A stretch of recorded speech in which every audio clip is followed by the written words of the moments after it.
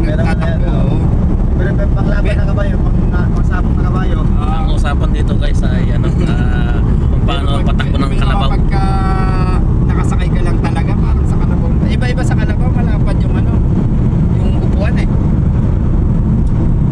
Sarap pag matakbo. Kasi guys, sa Sunday guys, Maganda, pero pag lesson magsakit, driving sakit. kami.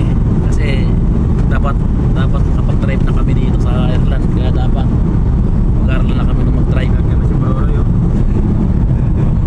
Mag-aaral na kami. Ito yung magtuturo sa amin mag-drive. Ayan, si Ivan sa Sunday. Kaya abangan nyo guys kung paano ako mag-drive guys.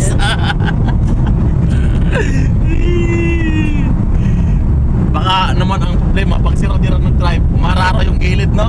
Roger, joke lang Roger. Wala, seryoso. Seryoso. Nag-ano, scatter. Nag-scatter kasi si Roger eh. Kaya hindi pa binibigay yung tax refund natin eh. Gaganda ka naman